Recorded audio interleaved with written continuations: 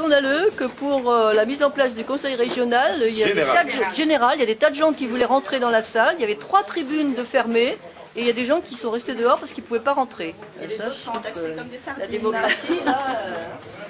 Et on a embêté le public, on a mis le public contre nous, formidable. Bah oui, pas bon. Diviser pour mieux régner, ça on connaît. Ouais. Ah oui, là ils nous ont bien eu. Hein. Lamentable. Voilà, moi j'ai le N de non.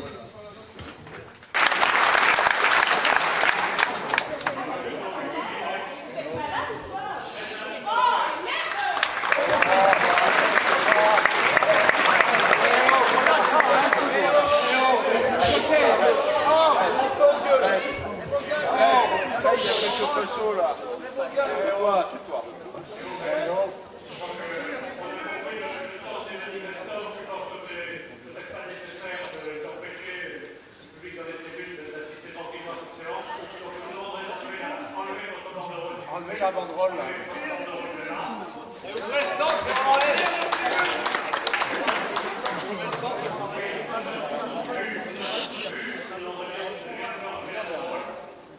On n'enlèvera pas tant que le centre de planification de Québec-Gomont ne sera pas réouvert.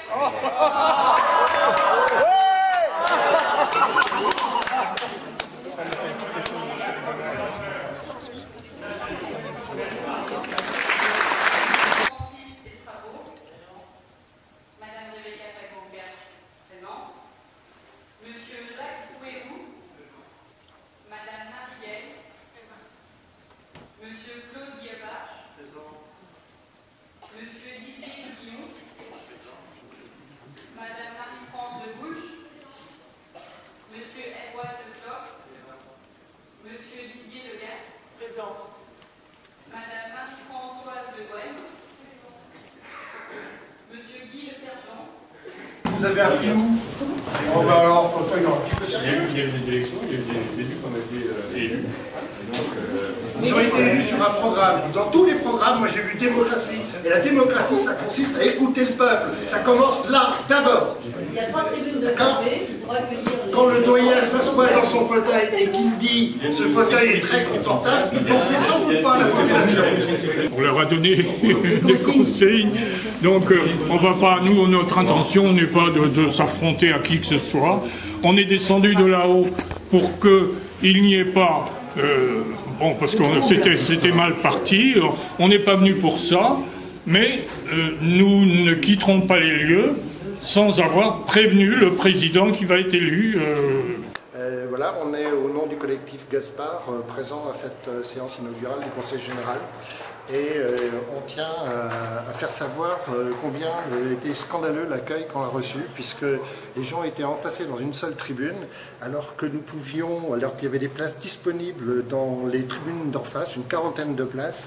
Cette façon d'accueillir les gens était assez insupportable, d'autant plus que le confort pour les élus était souligné par le doyen qui a trouvé le siège très confortable. Donc je trouve que déjà, au niveau du respect des gens, c'est complètement anormal. Maintenant, sur le fond, il est évident que cette centrale de Guipava ou gaz est d'abord un soutien au lobby du gazier, Gaz Suez, GDF, Gaz de France, alors que le projet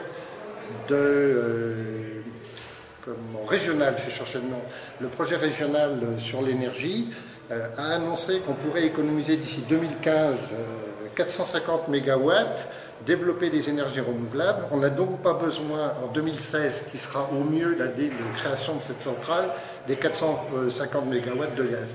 Tout un baratin est effectué dans les médias sur le blackout qui n'a jamais eu lieu, qui n'aura jamais lieu parce que les conditions très précises de ce blackout sont définies techniquement et leurs possibilités sont extrêmement faibles et on est très très loin de cet aspect.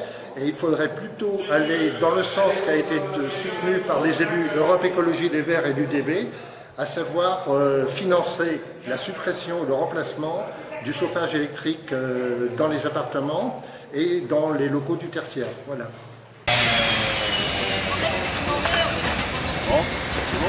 C'est bon, ouais. C'est bon ?